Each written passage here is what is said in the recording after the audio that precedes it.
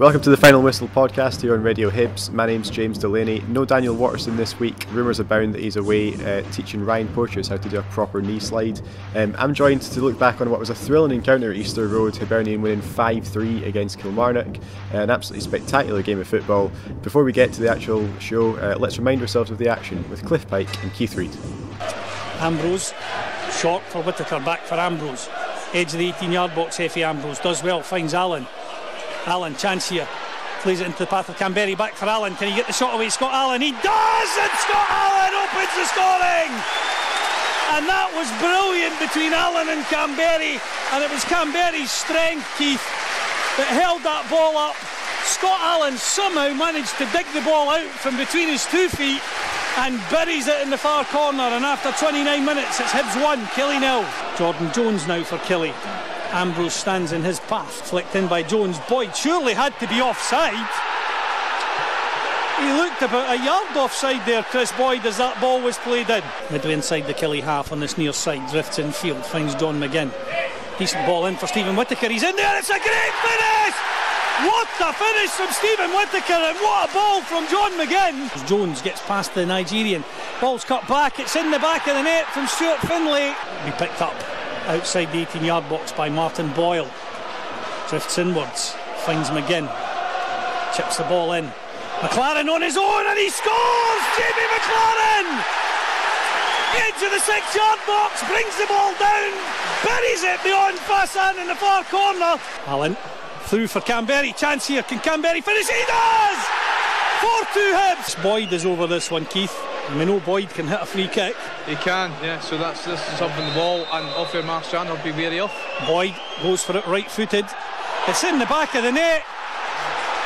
Ophir Marciano stood, I think he thought that one was going past the post, Keith. 3-on-3, Barker's inside the 18-yard box, can he get the shot away? Brandon Barker, he finishes the game for Hibernian and executes a perfect knee slide as well. Ryan Porteous, take note. And James Keatings, if you're listening. Hibs 5, Killy 3. Brilliant work from Brandon Barker there. Right, John, we are sat right at the back of the West Stand here after a pulsating encounter, I think is the word I'd use. Daniel Watterson is off today. He picked possibly the best weekend to be off. Very sort of quiet affair. 8 goals, a whole host of talking points. I mean, where do you start breaking that one down? I think you'd probably start breaking it down with the scoreline first and foremost. You know, Hibernian 5, Kilmarnock 3. You know, it's a scoreline that you don't often see an awful lot.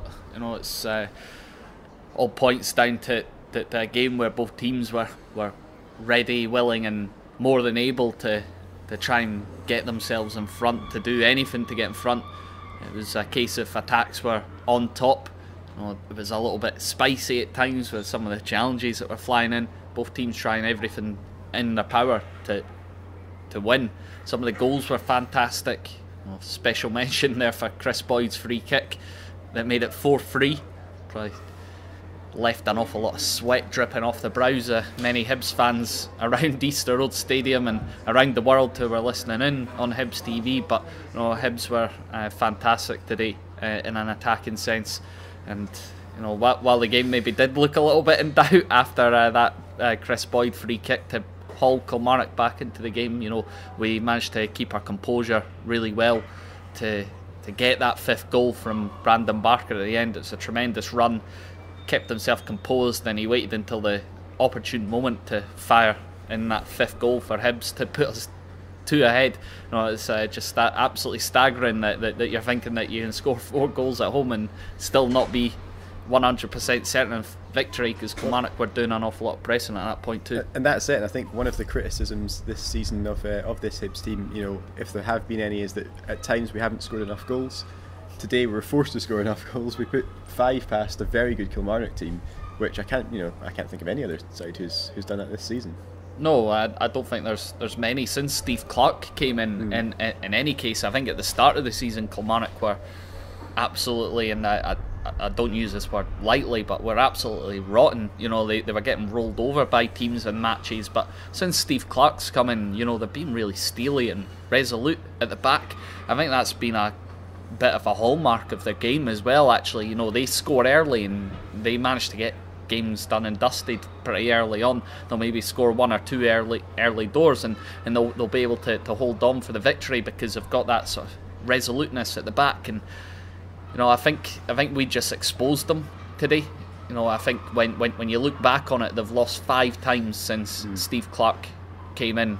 3 of them to Aberdeen and 2 of them to us. That's an incredible record, not only for Steve Clarke but also for Derek McInnes up at Aberdeen, and for Neil Lennon here as well, because Kilmarnock are a very tough nut to crack now. They've had a ridiculous season. The way that it began, it was absolutely awful, but since October time they've been absolutely unbelievable, sometimes unplayable for some of the other teams in the league. I mean, in a week where we've all been talking about a statement off the pitch, Hibs, with a chance here today to make a real statement on it against a side who we're fighting with for top 4 potential, for European football. We have now secured 4th place. We can't finish any lower than that. It's a magnificent achievement for Neil Lennon's side, and I mean, you ran out of words to describe just how good a game that was and how good a Hibs performance it was. Yeah, it beggars belief the way that the game actually ended up running out. It was fantastic. You're talking about it only being 1-1 at half time as well, which makes the final scoreline even more emphatic, if you want to use that word. It was just a joy to watch if you were a neutral. But by the time Brandon Barker's put that ball into the back of the net, I've jumped up to celebrate. I almost burst a blood vessel in my head. So I don't know how everybody else within the stadium was feeling when that goal went in. But it was just that sort of maybe sense of release and sense of like we got the justice that probably our dominance throughout the game deserved. I thought that we were probably better than Kilmarnock in an attacking sense as well.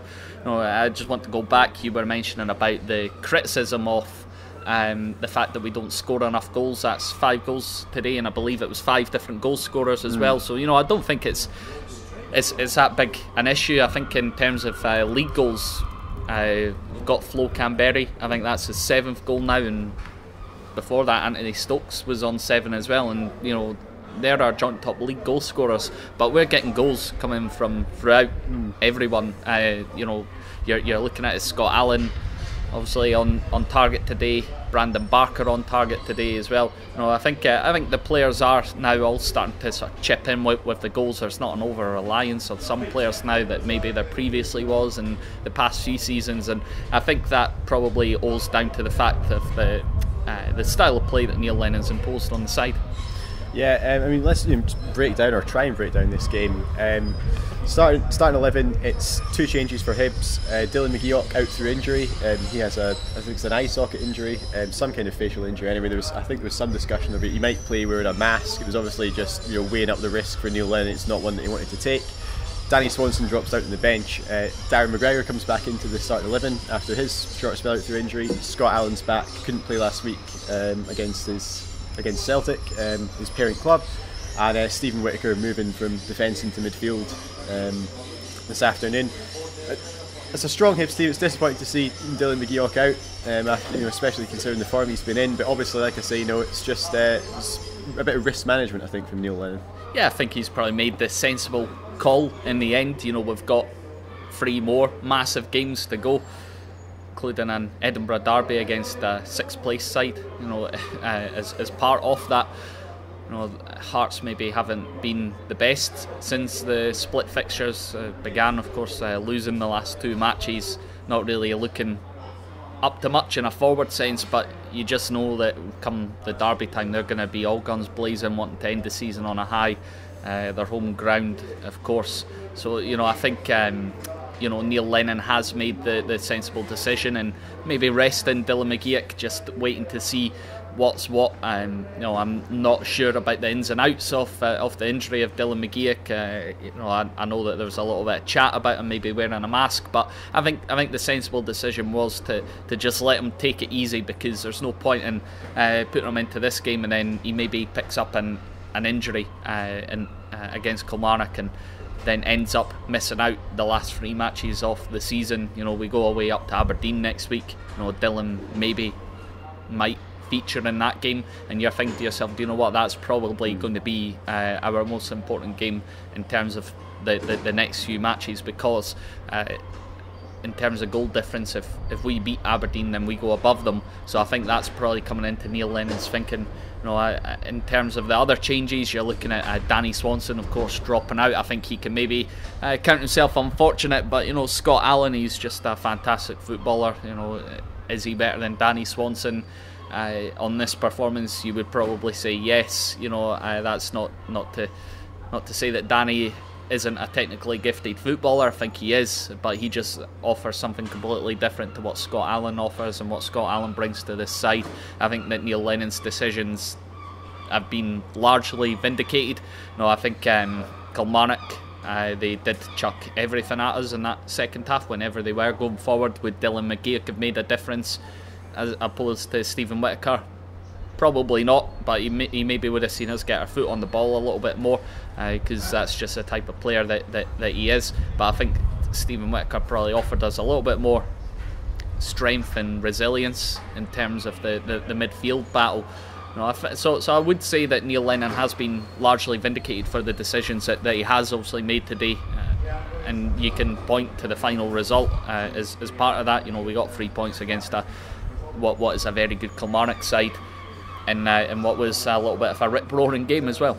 It was fairly even in the early going, not too many clear-cut chances to talk about. After only 5 minutes though, one of the first talking points, or the first of many talking points during the game, Jordan Jones breaking into the box, coming together with Darren McGregor. Jones goes down. There was a few of the Killie players screaming their head off looking for a penalty.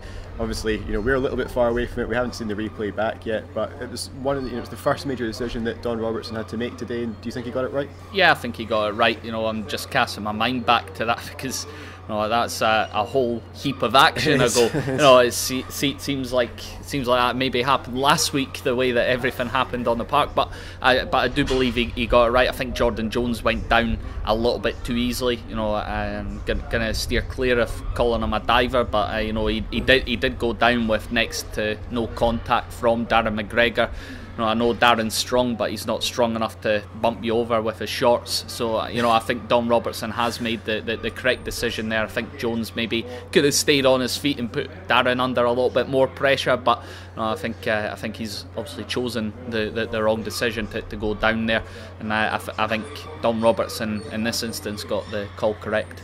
There's a few half chances for both sides in the first 20 minutes. It took until the 19th for us to have our first shot.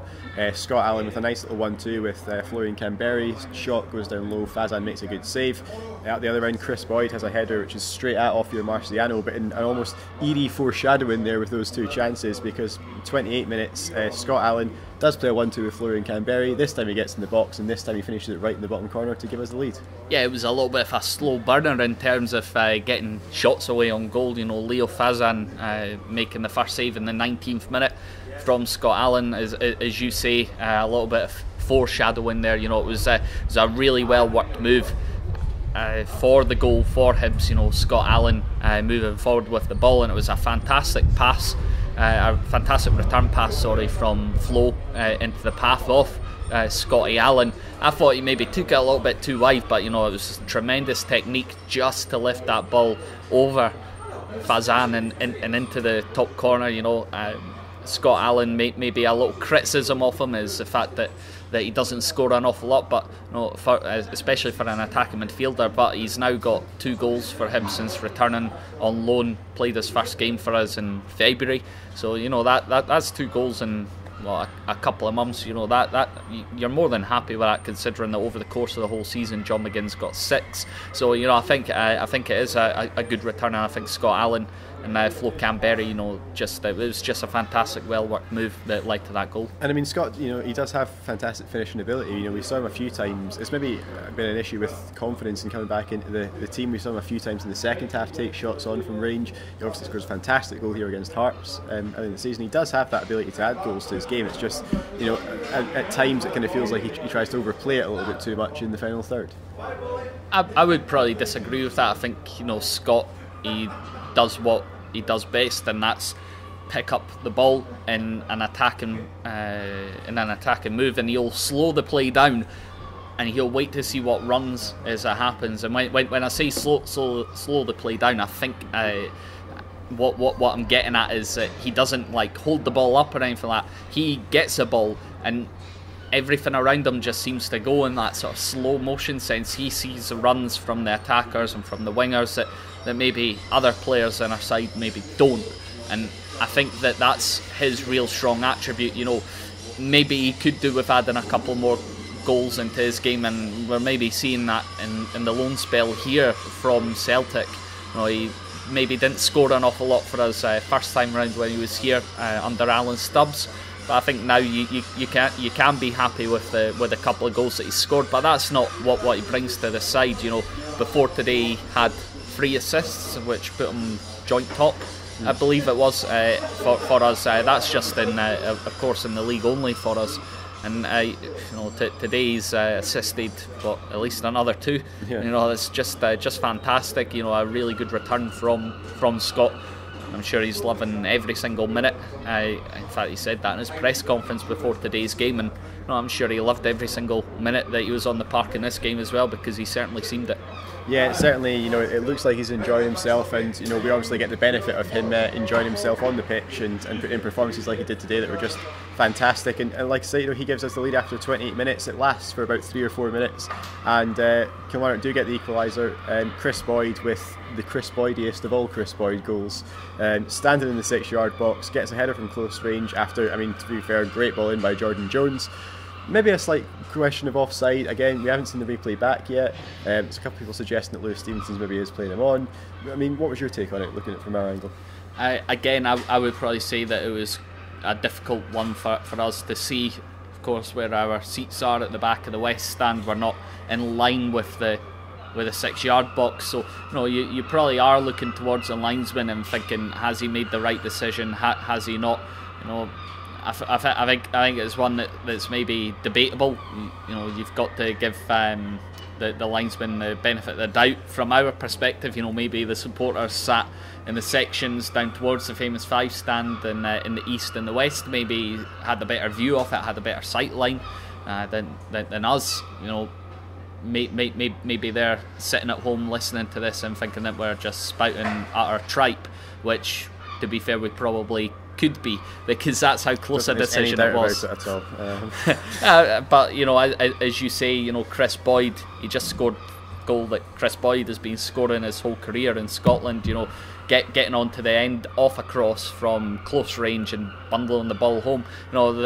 It's no airs and graces about it. That's what Chris Boyd does. Anything from about 18 yards out, he's going to be gobbling up as soon as it comes in.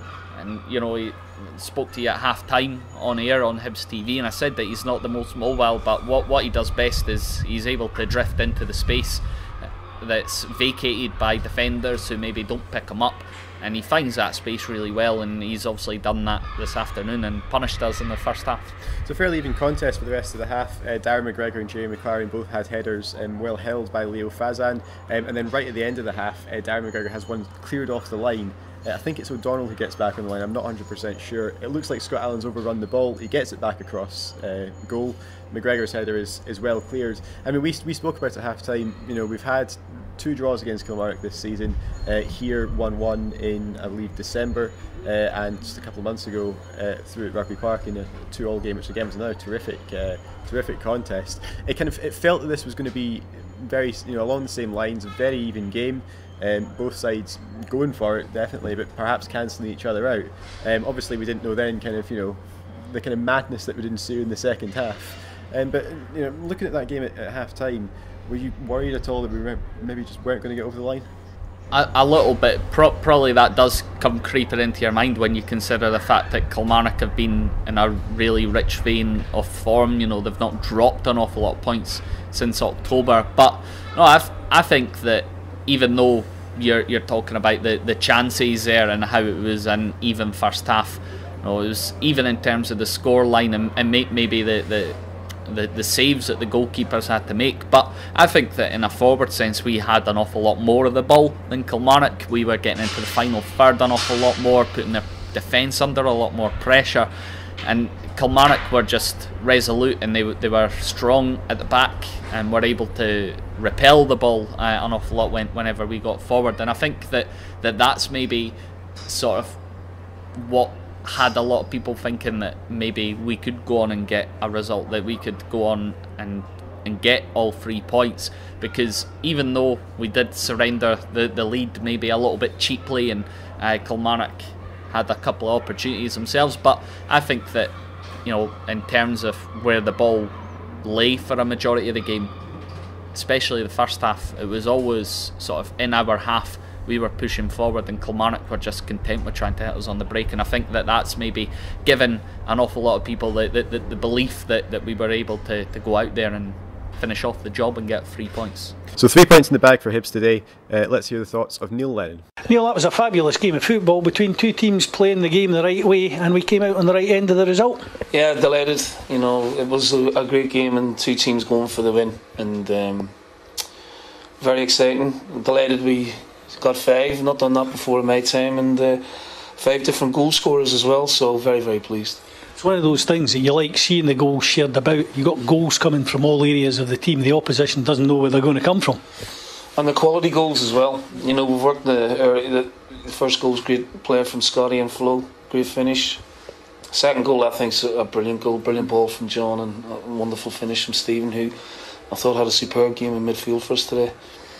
And Jamie getting his poacher's goal, Barker doing his individual brilliance, and you know, Flo's goal was very important at the stage of the game because Kilmarnock were nagging away at us. You know, we couldn't shake them off. Flo gives us a different dimension up front, though. You know, he's come from Swiss League where it's more technical, but he says he loves playing the game here, and he gets stuck in about central defenders. He just makes a right nuisance of himself. Yeah, he's made yeah, you're right. He's very fit. He gives us, as you say, a dimension that we haven't had for a while, that physicality, but quality as well. And his running, to be fair, it's a great ball from Scotty, beautifully timed run, and great ball, and he's been practicing finishing with his left foot, so it just shows you the hard work pays off. And he can be really pleased with the contribution he's made, as Ken MacLaren. You know, they've certainly give us a real boost in the second half of the season. The great thing about the two of them, for your midfielders' point of view, is that they drag defenders out of position, and that creates gaps for the midfielders and gives them chances to score as well. Well, there's nice fluidity to the way we play. And to be fair to Kilmarnock, they changed the shape, and you know, the big physical team, but they can play as well. And they've got some exceptional players at this level, Jones and Chris Boyd as well, you know, and strong midfield. So we had to play well to break them down, and to score 5 against them, you know, the way Steve has set his team up this season is very, very pleasing from my perspective. It was a right good game though. It had a bit of everything. It had plenty of goals, you know, defensively might have been better on certain occasions, some feisty tackling, some interesting decisions from the officials. It was a bit of everything really. Yeah, my only criticism is the first goal from our point of view. You know, to leave Chris Boyd free in the penalty area is, you know, suicidal. The other 2 goals, I think Effie does as well as he can against Jones, and we didn't pick up the runner, which happens sometimes, and the free kick, there's nothing you can do about that. I think it got a big deflection, but it was a great hit. But yeah, I mean, Kilmarnock are a difficult team to play against, and the circumstances of the game are difficult as well. They're a dangerous opponent today. You know, really no massive pressure on them, and after, you know, the highlights of, or the highs of last week, it was always going to be a different kind of game, but I didn't realise it was going to be as entertaining as that. Not great for me, you know, but the character the team showed when we conceded and bounced back was excellent. We said that last week. In this split, it's almost like 6 points for a game rather than 3. Your team keep going to the well, they keep bringing back the bucket of water. That's 2 wins out of the 4 you thought we might need, and a tough one again next week at Aberdeen. That's pivotal next week, I think, you know, to get something from the game and see where it takes us. Aberdeen have won their 2 games, so they're in a good place, and Pitt they're very good at home, so it's going to be a big challenge for us, but one that we're looking forward to. John, it's level with Rangers on points. Obviously they have to go to Parkhead tomorrow. You can sit back and watch that one with a bit of interest. Yeah, I look forward to it. I might even go and just have a look at Rangers and see, but from our point of view, it's a job done, and we move on to the next one. No changes for either side at half time. Going into the second half, it was Kilmarnock who made a slightly stronger start. Stephen Whittaker giving the ball away on the edge of his own box about 90 seconds into the second period. It goes out wide to Jones, he puts it across goal, and Darren McGregor, he diverts an inch wide of the post. It was very nearly an own goal. It's good defending in the end by Darren McGregor. He doesn't know what's behind him. He has to sort of really get a foot in there. But 5 minutes later, we're up the other end, and Whittaker redeems himself. Great run right through the middle of the Kilmarnock midfield and defence, and fantastic ball to John McGinn to pick him out, and on the volley just taps it into the bottom corner. Yeah, no, it was a little bit of a hairy moment there for Darren McGregor. So soon after the half had started, it would have been a good finish if you were a striker, if it had ended up in the back of Marciano's net. But Darren McGregor, he's done the safe option. He's just knocked it behind for a corner. Had that travelled further along the 6-yard box, could a Kilmarnock player tapped it in? Maybe. Could a Hibs player cleared it? Maybe. But it's not really about taking chances when you're contesting a game which had quite an awful lot at stake.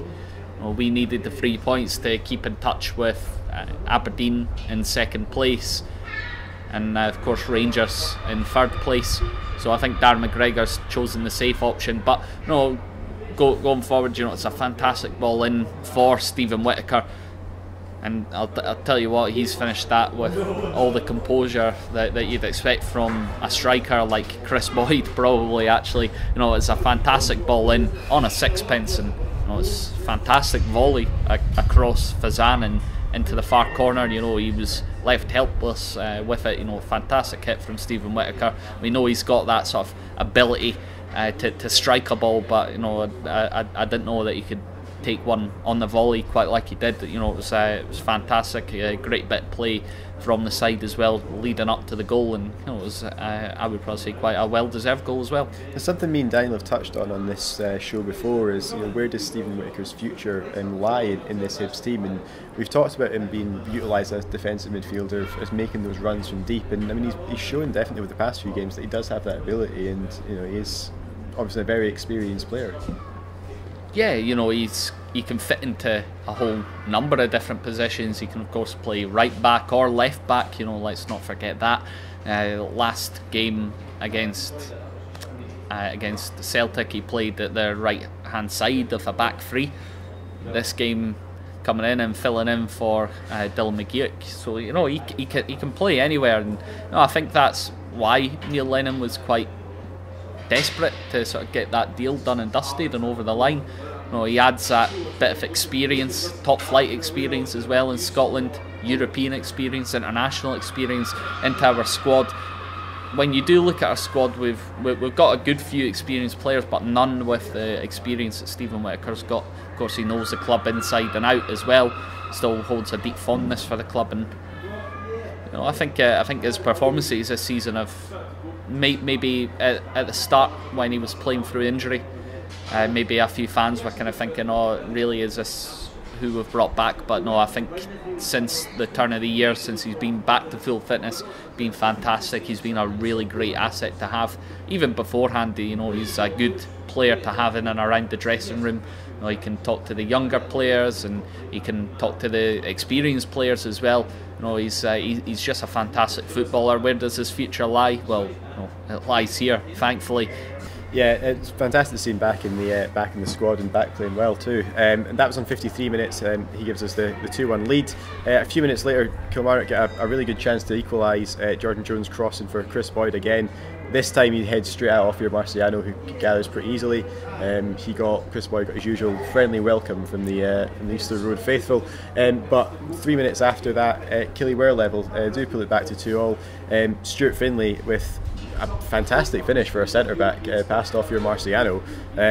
Again, as Jordan Jones is the provider, I thought he was brilliant today, and I think he's one of those players who you kind of always hear about, and he certainly lived up to the hype for me today. Yeah, he was a real thorn in our side today, and I think he was a thorn in our side at the game down at Rugby Park that finished 2-2 as well. He scores a fabulous goal in that game too. Of course, that's nominated for goal of the season as well. It was a fantastic hit, left Marciano helpless. But today, he's maybe a little bit lightweight at times. He goes down under challenges a little bit too easily.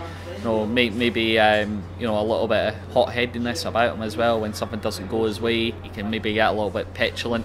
And I think that if you get stuck in about him, he's probably going to start to show that petulance a little bit. And I think he was maybe starting to get a little bit frustrated at times today. But no, I thought that we were fantastic at trying our best to keep him at bay sometimes, but no, at times he was also unplayable. It was a great ball in for Boyd when he just headed straight at Marciano, and it was another great ball in right into an absolutely minging area for the goalkeepers and the defenders, right across the area round about the 6-yard box, where it's difficult for either of them to really get anything on the ball.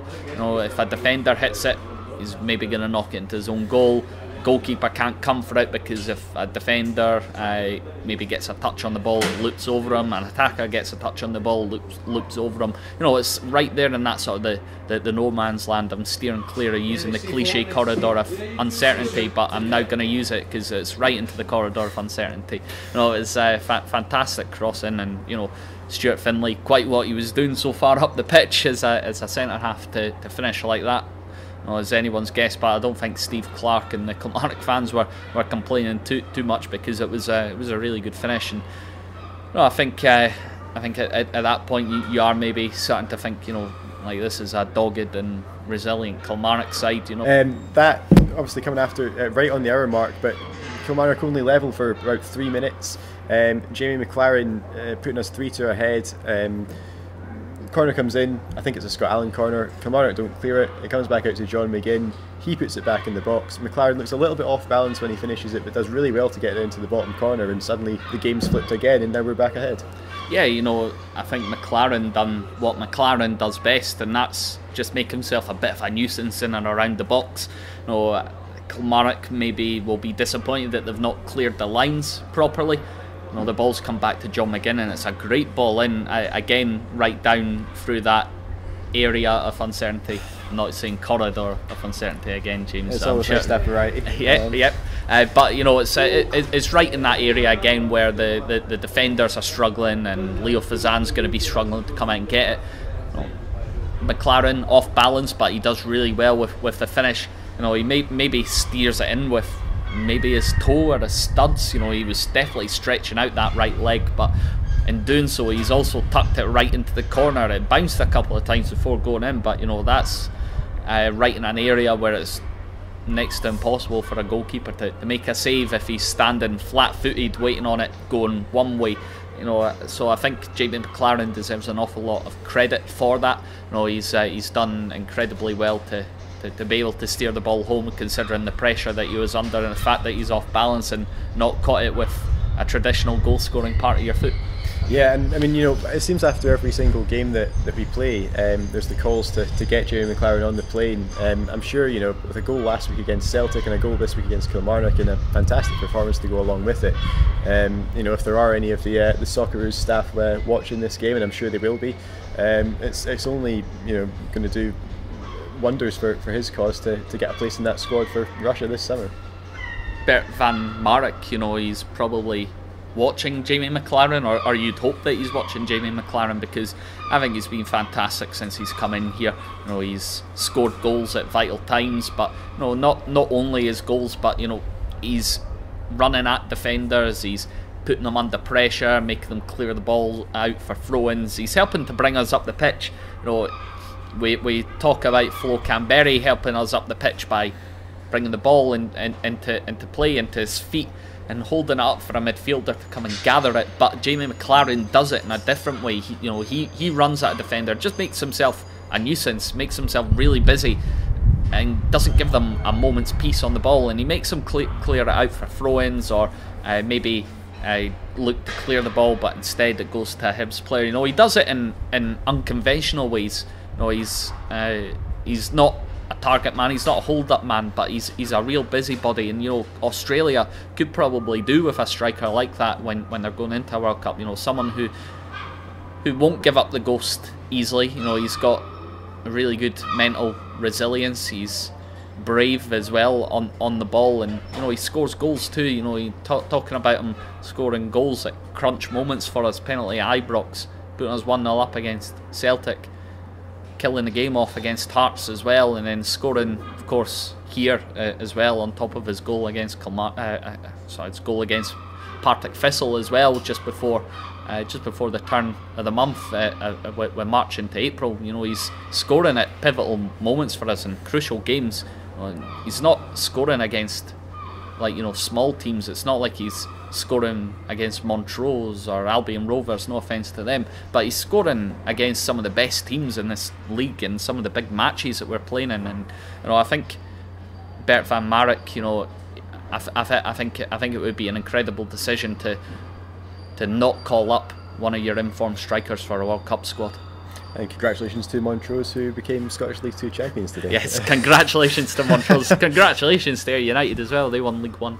They did. Congratulations to both teams. Yeah, Jamie MacLaren also didn't score against them. He did not. And yeah, I don't think that bit's going to get left in, to be honest. Brandon Barker picking up his second goal of the season today. Let's get his comments from Cliff. Brandon, nice to see you back out there in a green and white shirt. You came on last week against Celtic, had a good performance. Better one today, topped it off with a goal. I don't know if it was a better performance. Last week I came on and took it by the scruff of the neck quite quick, but this game took me 10-15 minutes to get going. Gaffer got on my case, but yeah, I got the goal. Great pass from Swanner. We have a good link up, and luckily I finished it off. Perfect execution of the knee slide as well. Was Ryan Porteous watching? I know, yeah. I seen Porteous. It was terrible, wasn't it? But yeah, luckily mine didn't hurt my knee today. From your own point of view, you'll just be delighted to be back out there playing again. You had a long layoff with injury. You'll be delighted just to be back in the side. Yeah. The season before I came to Hibs, I was out for 7 months with similar injury, and this one, it was very tough mentally. 3 months watching the boys, even though the boys was doing tremendously well, it's very hard not feeling a part of that, the success that they've had. But I'm here now. I'm here to help the boys, get over the finish line, and hopefully we can really push for second place now. And what a time to come back into the side. So many important games. Celtic, Slade, Kilmarnock, Slade, up to Aberdeen next week. That's a big one. Oh yeah, it's a massive game. We've just touched on that then. They had a great result last night. It seems when the pressure's on them, they perform. So that's what we have to do next week. It's a 6-point game, to be honest. They're a great side. Everyone could see that. They've been fighting for second place for years.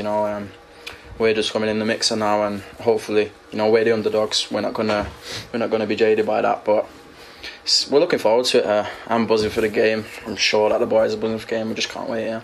There does seem to be a real confidence flowing through the ranks. I was saying to Scott Allen, everybody seems to want the ball, and when they get the ball, they want to try and do something, constructive with it. Yeah, that's all credit to the boys and to the staff, the manager, and that's all he wants to do. He wants us to play. Obviously, today we had to manage the game. It was a bit shaky at the end, I'm not going to lie, but luckily we got the win. Kilmarnock run a great run. No one would have thought that they would do what they've done this year, and credit to them. They give us a really tough game today, but we was lucky to get 3 points. 5 goals from 5 different goal scorers, though. It makes it difficult for opposition teams to know where the goals are going to come from. Yeah, I know. I haven't really been on the goals this year, so I was lucky enough to get on that today. But Flo, Jamie, they've come in, and what a difference they've made. Jamie he's just always there, and he's scoring such important goals for us. Flo, another big nuisance up top. He was class again today. Scotty's come in, done well, assist, goal. It's just great. Even Witts today, Witts was my man of the match today. He was class A. But yeah, we've just got to keep doing that. There's 3 games left, is it? Yep. 3 massive games, and what a success it would be if we could, go on, get 3 points from most of them games. Aberdeen game next week, starting with that's going to be such an important game, and we're just buzzing to get going. You mentioned Flo Canberry and Jamie MacLaren. We said to Martin Boyle a few weeks ago, similar player to yourself, it must be great for you guys to have guys like that in and around the box. They drag defenders out the way, and it maybe creates a wee bit more space for you guys. Yeah, Jamie's movement it's incredible. The spaces that he creates for me, the balls that he gives me, he just puts me on the front foot a lot, and it's credit to him. Flo, big target man, great with his feet as well. Probably one of the best I've seen, with his feet. So they're real threats. Boyle on the other side, he's 9 out of 10 every single game. Do you know what I mean?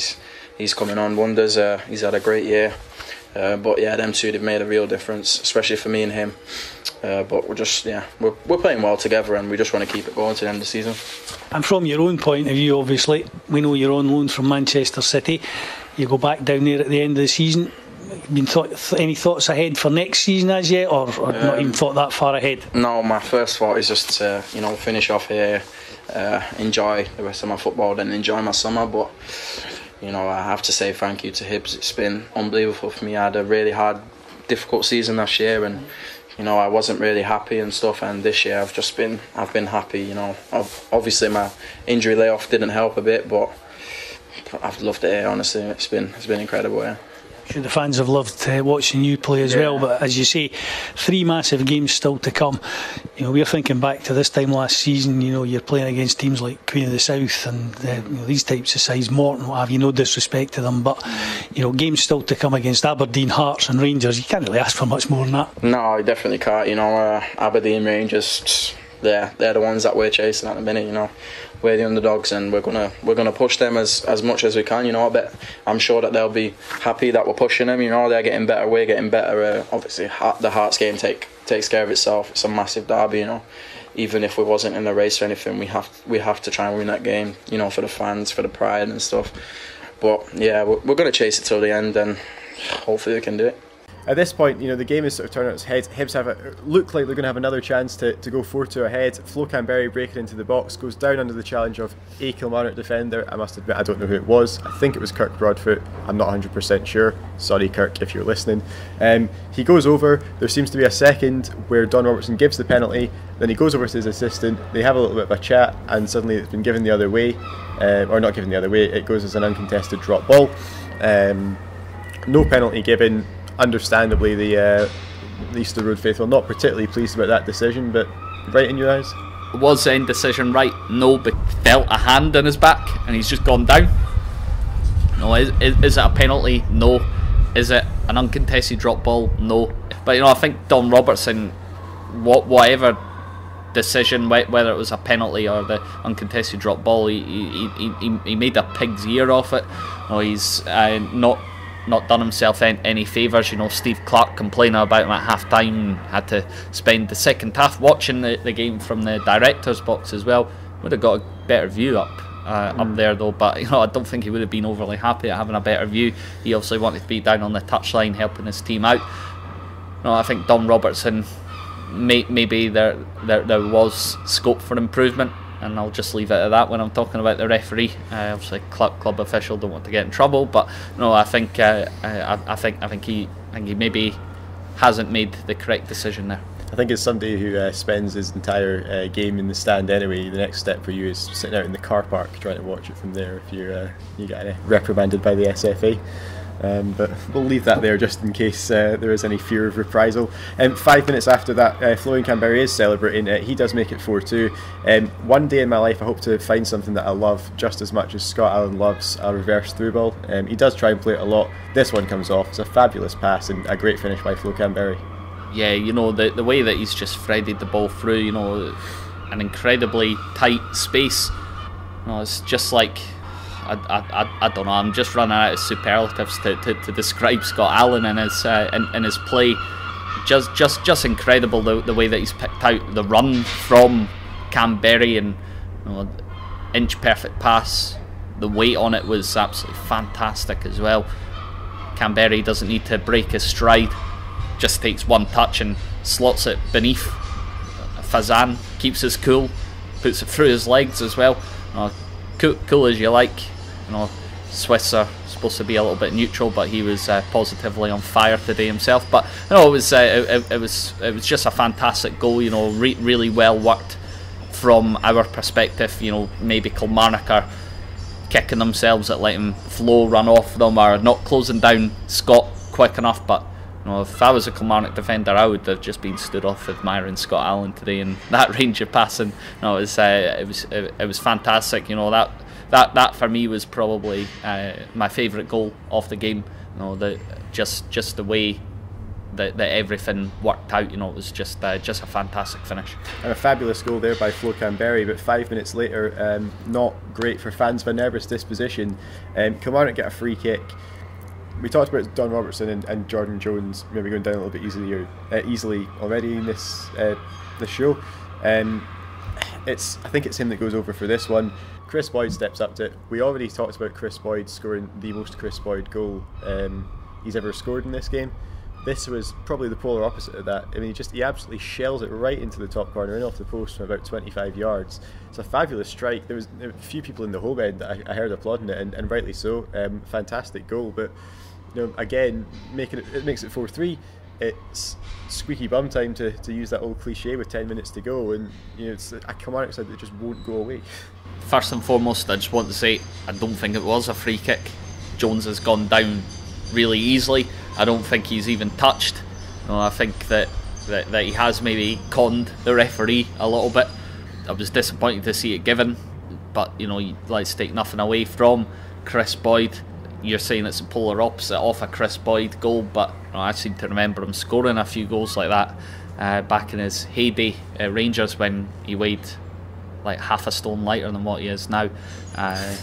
Of course, he's a little bit more overweight than half a stone, but he's hit that with some power on it. I was just waiting on the post actually just caving in, and I was having to maybe get someone in to go and bash it back into place, because he's hit it ferociously.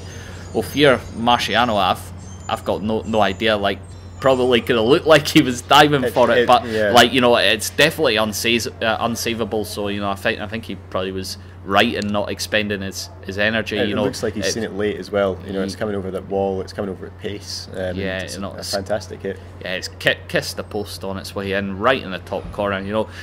You'll struggle to find a better free kick that's hit with the laces than that, because Chris Boyd, I actually said to you before he took it, like, he's just going to smash this with his laces. You said, he's going to bend it into the top corner. Smash it right in the top corner, and he did. No, you said bend it into the top corner. I said smash it with the laces. Well, that definitely did not bend. That just whizzed straight into the top corner. Between us, we got it right. Yeah, but between us, we got it right. But the pace that ball ended up in the back of the net, it was like a metre hitting the post by the time it's actually got there. That's how hard he's hit it. Martin Boyle obviously won the hardest shot competition with our sponsors Utilita earlier on this week, but I think Chris Boyd would have absolutely smoked out the competition with that hit. Yeah, it's a fantastic strike, and with 10 minutes to go, Kilmarnock bring it back to 4-3. Their tails are up. They were very positive going forward. They made a couple of changes just before the free kick. Yusuf Malumbu, Eamon Brophy came on.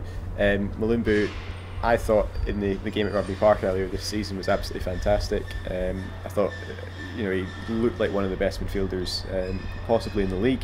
Eamon Brophy's obviously been in fantastic form since Steve Clarke arrived. It's a very positive change.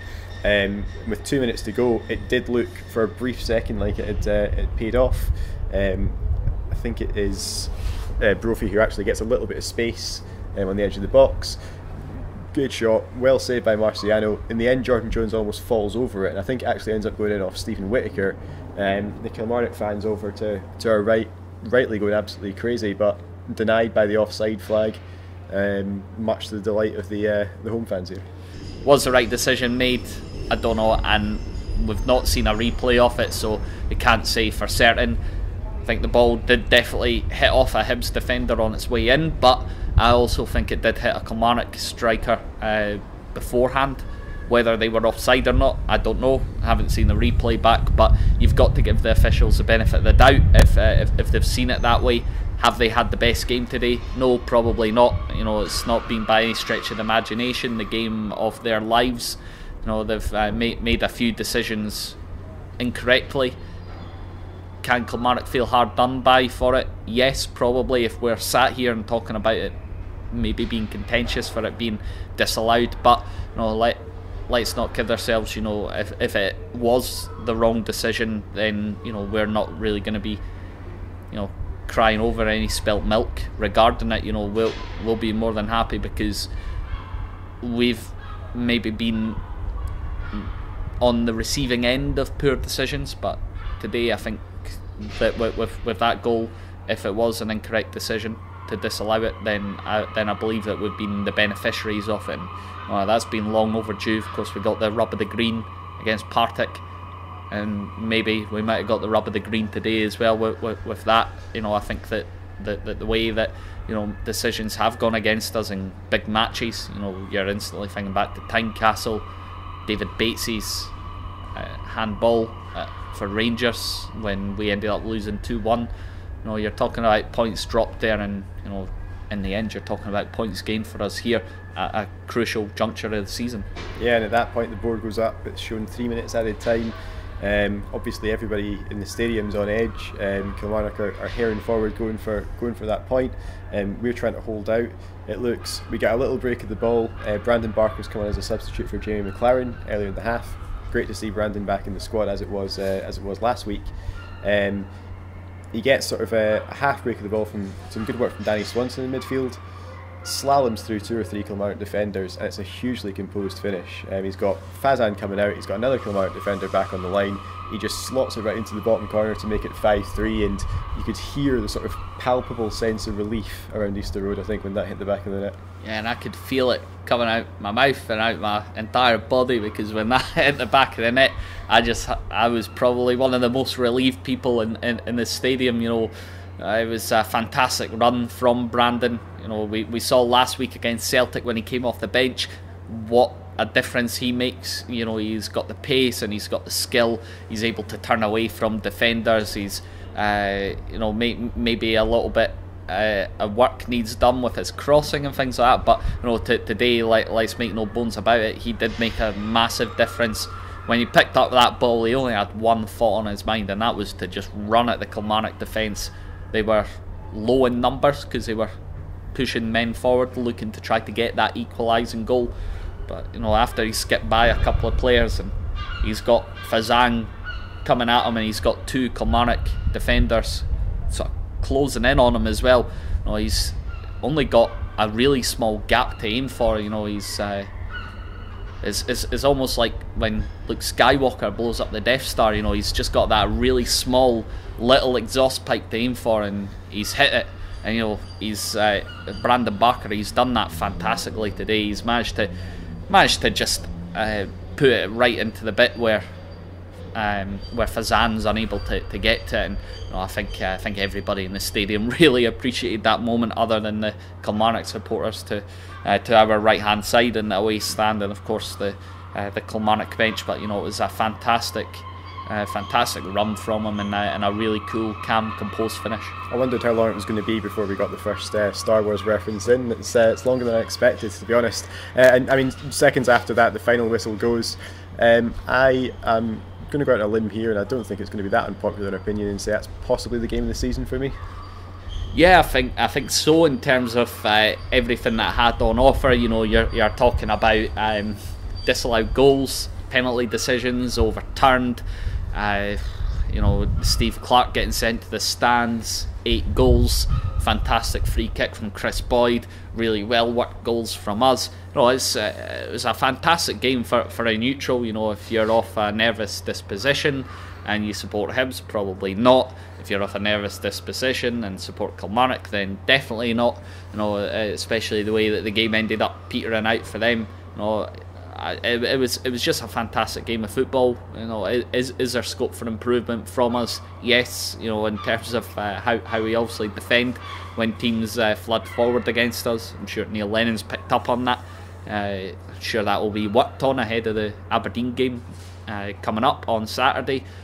But I think just in terms of how everything happened today, I just think that we can be pleased to have got the 3 points on the board, guaranteed at minimum 4th place. There was that little bit of a worry that Kilmarnock were maybe going to close in on us. I think that's why Kilmarnock were so desperate towards the end of the game to just try and get a point, just to keep any sort of hopes of finishing 4th place alive.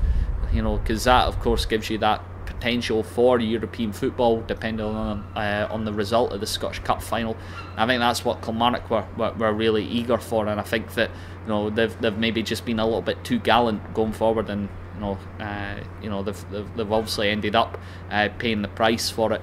But it's a fantastic game football to watch. I'm sure that the supporters, when they do get a chance to watch the highlights back, will really appreciate the game for what it was, and that was two teams going in full blooded, full throttle, making sure that they were doing whatever they could to get all 3 points, and I'm just thankful that it was Hibs that got them. Yeah, we do love a cliche here in the final whistle, and I think to use the worn one, it was a great advert for Scottish football. It was a great one. I mean, two sides in the top six, outside, the historic top two, who are both going for it, who both have something to play for, and put on a fantastic show for 93 minutes of that game.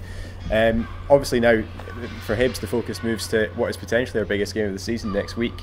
We do go up to Pittodrie next Saturday. It could be, you don't want to use the phrase sort of make or break our season, but it could be a huge game in shaping the way that the top four of the league table looks.